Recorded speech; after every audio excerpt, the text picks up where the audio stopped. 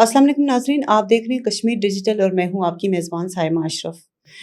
جیسا کہ آپ جانتے ہیں ایک نئے مہمان کے ساتھ ایک نئے موضوع کے ساتھ آپ کی خدمت میں حاضر ہوتے ہیں۔ ایسے ہی آج ہمارے ساتھ مسلم کانفرنس کی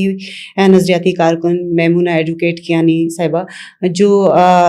چیئر پرسن ہیں طالبات کی آل جموں کشمیر مسلم کانفرنس کی۔ آج ہم ان سے جاننے کی کوشش کریں گے کہ آمدہ انتخابات میں مسلم کانفرنس کی کیا صورتحال ہے، جو حالیہ ریلیاں نکالی گئی ہیں، ان کے جو موجودہ ان کی سیاست پہ یا سیاسی جو صورتحال ہے اس پر کیا اثرات پڑیں گے۔ میمونہ کیانی صاحبہ، پروگرام میں خوش آمدید۔ بہت شکریہ۔ اچھا، مجھے یہ بتائیے گا کہ دھیر کوٹ میں حالیہ جو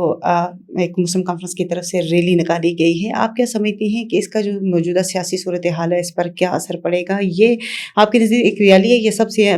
سیاسی پیغام کیا ہے، اور یہ آزاد کشمیر کی موجودہ سیاسی صورتحال پر کس طرح سے اثر انداز ہو، کیا اثر ڈالے گی؟ سب سے پہلے تو سائمہ آپ کا بہت شکریہ، کشمیر ڈیجیٹل کا، آپ کی پوری ٹیم کا بہت شکریہ کہ مجھے گفتگو کرنے کا موقع دیا یہاں پہ۔ جہاں تک آپ کے اس سوال کا تعلق ہے کہ جو ابھی حالیہ دھیر کوٹ کے اندر جو ریلی نکالی گئی ہے، تو وہ صرف ایک، چونکہ دھیر کوٹ کے اندر 10 یونین کونسل ہیں اور ایک ٹاؤن ہے، یعنی 11 یونٹ ہیں، تو وہ جو ریلی تھی وہ بالخصوص وہ یونین کونسل ہل سرنگ کی ریلی تھی۔ باقی حلقوں میں سے آپ کہہ سکتی ہیں کہ اس میں اگر زیادہ سے زیادہ کسی کی تعداد کوئی کارکن آئے ہوئے تھے تو وہ 50 سے زیادہ تعداد نہیں تھی، تو یعنی اس کا تمام تر جو کریڈٹ ہے وہ یونین کونسل ہل سرنگ کو جاتا ہے۔ اور وہ وہاں کے کارکنان نے، چونکہ وہاں پہ سیاسی مخالفت بھی بہت ہے جو کافی عرصے سے جاری ہے، اور وہاں کے اندر اتنی بڑی تعداد میں کارکنان کا اس وقت جمع ہونا اور اپنا کام کاج کرنا، اور آل جموں کشمیر مسلم کانفرنس کے ساتھ وابستگی کا اظہار، قائد مسلم کانفرنس سردار عتیق احمد خان کے ساتھ عقیدت کے اظہار، اور مجاہد اول سردار محمد عبدالقیوم خان صاحب کے پیغام کو آگے پہنچانے کا جو اظہار ہے وہ یقیناً قابل ذکر ہے۔ تو جہاں تک اس کے آپ سیاسی اثر کا جو دوسرا حصہ ہے آپ کے سوال کا، تو یقیناً یہ جو ریلی ہے، جو کہ دھیر کوٹ یہ ایک آزاد کشمیر کے اندر یہ ایک ایسا حلقہ ہے جہاں پہ آزاد کشمیر کی جتنی بھی سیاسی جماعتیں ہیں وہ ساری مل کے مسلم کانفرنس کے ساتھ مسلم کانفرنس کے خلاف کام کر رہی ہیں، اور مسلم کانفرنس کو زیرو پہ لانے کی کوشش میں ہیں، اور اس کو ہرانے کے جو اس عملی اقدامات کر رہی ہیں۔ کیا وجوہات ہے کہ چونکہ یہ ایک بڑی جماعت رہی ہے تو اس کو کیوں کمزور کیا جا رہا ہے؟ تو جو اثر کے حوالے سے میں بات کر رہی ہوں تو وہ یقیناً چونکہ اس کا آزاد کشمیر کے مختلف حلقوں میں سوشل میڈیا کے ذریعے ایک اچھا پیغام بھی جا رہا ہے اور اچھا امپیکٹ بھی پڑ رہا ہے حالیہ انتخابات کے دوران، تو جو اس کو مسلم کانفرنس کمزور ہوئی نہیں ہے، مسلم کانفرنس کو کمزور کیا گیا ہے، چونکہ جب بھی تحریک آزادی کشمیر سے توجہ ہٹانی مبذول ہوتی ہے تو اس وقت آل جموں کشمیر مسلم کانفرنس کو کمزور کیا جاتا ہے، اور ایسے ہی ہوا ہے کہ آل جموں کشمیر مسلم کانفرنس کو کمزور کیا گیا ہے۔ اچھا، مجھے یہ بتائیے گا کہ آزاد کشمیر کے اندر جو زیادہ تر بے روزگاری اور اس کے مسائل پہ بات کی جاتی ہے، آپ کیا سمجھتی ہیں کہ مسلم کانفرنس جو ہے باقی سیاسی جماعتوں کے متبادل جو ہے وہ کس طرح سے اور کیا پروگرام پیش کر رہی ہے؟ دیکھیں، مسلم کانفرنس سے یہ آج کی بات نہیں ہے، روز اول سے ہی مسلم کانفرنس سے آزاد کشمیر کے اندر جو بے روزگاری کے خاتمے کے لیے اور جو دیگر سہولیات ہیں ان کے لیے ایک جامع حکمت عملی اور ایک مؤثر منصوبہ لے کر ہمیشہ چلی ہے۔ اگر آپ تاریخ پہ نظر دوڑائیں تو مجاہد اول سردار محمد عبدالقیوم خان صاحب بانی تحریک آزادی کشمیر جب 1970 میں وہ چونکہ صدارتی نظام حکومت تھا تو اس وقت دیکھیں تو آزاد کشمیر میں پہلی دفعہ انہوں نے سبسڈی کو رائج کیا، پھر بے روزگاری کو ختم کرنے کے لیے مجاہد اول نے ایک MIDC، پھر اخلاص، اور اسی طرح انہوں نے مل کا قیام عمل میں لایا، پھر بے روزگاری کو ختم کرنے کے لیے مظفر آباد کے اندر ووڈن انڈسٹری قائم کی، میرپور کے اندر انڈسٹریز جو کہ بعد میں ڈی انویسٹمنٹ کی وجہ سے ان کو پرائیویٹائز کیا گیا تھا، وہ مجاہد اول نے شروع کی تھی. پھر میرپور کے اندر ہی آپ دیکھیں تو گھی ملز قائم کی گئی تھی. پھر اسی تسلسل کو آگے بڑھاتے ہوئے جو آج صدر مسلم کانفرنس اور اس وقت کے وزیر اعظم صدارتی احمد خان صاحب تھے، انہوں نے اس بے روزگاری کو ختم کرنے کے لیے سرسبز اور ہنرمند کشمیر کا پروگرام کا آغاز کیا تھا. اور وہ ایک ایسا پروگرام تھا کہ جس میں دنیا کے تمام بڑے بڑے مالیاتی اداروں نے صدر مسلم کانفرنس کو اور وزیر اعظم وقت کو اپریشیٹ کیا. گھنٹوں انہوں نے اس پروگرام کے اوپر بریفنگز دیں، اور وہ پروگرام اگر یہ چلتا ہوتا تو آج بہت سارے ایسے مسائل ہیں کہ جو بے روزگاری کی وجہ سے پیدا ہو رہے ہیں، ملک میں افراتفری ہے، انارکی ہے، تو وہ یہ پیدا نہ ہوتی. تو یہ ایک بہترین حکمت عملی تھی. اس کے علاوہ اور بہت سارے پروگرام، چونکہ ابھی اتنا وقت نہیں ہے جس کو ڈسکس کیا جائے. مجھے یہ بتائیے گا کہ آزاد کشمیر کے اندر جو ہے مسلم کانفرنس ایک بڑی قوت رہی ہے، تو موجودہ سیاسی صورتحال میں نوجوانوں کو، اسپیشلی خواتین کو اپنی طرف متوجہ کرنے کے لیے جو ہے آپ کی جماعت جو ہے وہ کیا ان کے پاس حکمت عملی ہے؟ دیکھیے، مسلم کانفرنس نے ہمیشہ خواتین اور نوجوانوں کے اوپر بہت توجہ دی ہے اور ان کو ترجیحات میں رکھا ہے. آپ دیکھیں تو مسلم کانفرنس میں آزاد کشمیر میں پہلی دفعہ جو خاتون نمائندہ اسمبلی کی نمائندگی کے لیے آئی تھی، بیگم راجہ حیدر خان، تو وہ مسلم کانفرنس کے دور میں آئی تھی. پھر اسی طرح مقصود نشستوں کے اوپر مسلم کانفرنس نے کام کیا، مسلم کانفرنس نے اس کو لایا. پھر آپ دیکھیں تو آزاد کشمیر کے اندر 70 کی دہائی میں خواتین کے لیے کوئی تعلیمی ادارے نہیں تھے، لیکن اس میں 99% آپ کہہ سکتی ہیں کہ مجاہد اول سردار محمد عبد القیوم خان نے خواتین کی تعلیم کے لیے ان کے تعلیمی ادارے قائم کیے. پھر اگر آپ آگے چلیں تو صدر مسلم کانفرنس صدارتی احمد خان جو کہ وزیر اعظم وقت تھے، انہوں نے آزاد کشمیر میں ریاست کے معرض وجود میں آنے کے بعد پہلی دفعہ آزاد کشمیر کے اندر ویمن یونیورسٹی کا قیام عمل میں لایا تھا، جو کہ نوٹیفیکیشن ان کے ہاتھوں سے ہی ہوا تھا، جو کہ بعد میں وہ یونیورسٹی کہاں گئی اور کہاں اس کو شفٹ کیا گیا وہ ایک الگ بحث ہے. تو یہ خواتین کو ہمیشہ ترجیحات میں شامل کیا ہے. پھر آپ دیکھیں کہ نوجوانوں کے اوپر، نوجوانوں کی جو نظریاتی تربیت ہے، میں نے گرین اینڈ اسکل پروگرام کا آپ کے ساتھ ذکر کیا ہے. تو یہ ساری جو محنت ہے، چونکہ مجاہد اول ایک بار ذکر کرتے تھے نظریاتی اور فکری لام بندی، اور آپ خود بھی سمجھتی ہیں کہ ایک مرد کی تعلیم ایک فرد کی تعلیم، جبکہ ایک خاتون کی تعلیم پورے خاندان کی تعلیم ہوتی ہے. تو جب نظریاتی اعتبار سے خاتون نظریاتی تربیت کے زیر اثر اپنی اولاد کو پروان چڑھائے گی تو وہ پورا ایک معاشرہ، چونکہ آج آپ دیکھ رہی ہیں کہ اگر ریاست کے اندر انتشار ہے، ریاست کے اندر افراتفری ہے، بے روزگاری کی وجہ سے نوجوان مختلف مسائل کا شکار ہیں، تو یہ اس کی جو وجہ ہے وہ یہی ہے کہ بے روزگاری ہے، فکری اور نظریاتی لام بندی نہیں ہو رہی ہے. نظریاتی اعتبار سے خواتین کو، بچوں کو، طلباء کو دور رکھا گیا ہے، جس کی وجہ سے مسائل ہو رہے ہیں. تو مسلم کانفرنس نے ہمیشہ سے ان معاملات کو ترجیحی بنیادوں پہ حل کیا ہے، اور ابھی بھی مسلم کانفرنس کے جو ترجیحات ہیں، خواتین، نوجوان اور ہمارے اسٹوڈنٹس، طالبات، یہ ان کی ترجیحات. اچھا، جو آپ ریلی میں دیکھا گیا کہ نوجوانوں کی بڑی تعداد جو ہے اس میں شرکت کی گئی ان کی طرف سے، آپ کیا سمجھتی ہیں کہ عوامی حمایت حکومتی پالیسیوں کے خلاف یہ ایک رد عمل تھا، یا مسلم کانفرنس پر جو ہے نا اس کے بیانیے پر بڑھتے ہوئے اعتماد کا اظہار؟ دیکھیے، مسلم کانفرنس کی جو ریلیز کے حوالے سے آپ بات کر رہی ہیں، تو مسلم کانفرنس یہ ریلیز کا کام آج سے نہیں کر رہی ہے. مسلم کانفرنس یہ جب بھی ملک میں کوئی افراتفری پیدا ہوتی ہے یا اداروں کو گالم گلوچ کی جاتی ہے، پاکستان کے خلاف عرض سرائی کی جاتی ہے، تو مسلم کانفرنس نے ہمیشہ کشمیر اور پاکستان کے درمیان رشتے کو مضبوط کرنے کے لیے، اس کو مزید مستحکم کرنے کے لیے اس کی نہ صرف بہترین نمائندگی کی ہے، بلکہ کشمیر بنے گا پاکستان ریلیز نکال کے، مسلح افواج پاکستان زندہ باد کی ریلیز نکال کے اس رشتے کو مزید تقویت پہنچانے کی کوشش کی ہے. تو یہ جو بھی نوجوانوں کی ایک بڑی تعداد آپ دیکھ رہی ہیں کہ صدر مسلم کانفرنس کے ساتھ یا مسلم کانفرنس میں جو گئے بھی ہوئی ہیں، جیسے آپ دیکھ رہی ہیں کہ نون لیگ میں نوجوانوں کی ایک بڑی تعداد جو گئی ہے وہ مسلم کانفرنس سے تھی، پی ٹی آئی میں، پیپلز پارٹی میں، دیگر جماعتوں میں. آپ دیکھیں، اگر تاریخ اٹھا کے دیکھیں تو یہ وہی نوجوان ہیں جن کی سیاسی تربیت صدر مسلم کانفرنس نے بطور چیف آرگنائزر یا چیئرمین یوتھ بورڈ کے کی ہے، اور یہ سارے آپ کو نوجوان کہیں نہ کہیں آپ کو ایم ایس ایف کے نوجوان نظر آئیں گے۔ بقول آپ کے مسلم کانفرنس نے ایک پوری قیادت جو ہے وہ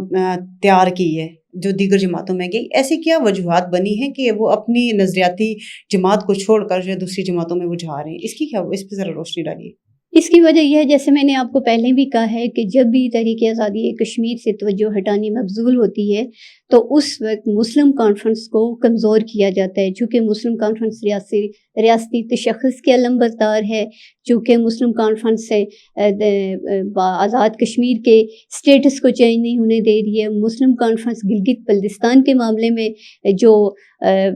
کوئی بھی اس میں رد و بدل، چونکہ وہ کشمیر کا حصہ ہے تو آزاد ریاست جموں و کشمیر کا حصہ ہے، اس کے اوپر کوئی بھی کسی بھی قسم کا کمپرومائز کرنے کے لیے تیار نہیں ہے۔ تو یہ ساری جو چیزیں ہیں تو مسلم کانفرنس کو ہمیشہ، چونکہ مسلم کانفرنس سے کبھی اقتدار کی جنگ لڑی نہیں ہے، مسلم کانفرنس ایک تحریک کا نام ہے، ایک نظریے کا نام ہے، ایک عقیدے کا نام ہے۔ تو مسلم کانفرنس جب اپنے نظریے، اپنے تحریک، اپنے عقیدے اور جو مقبوضہ کشمیر کے جو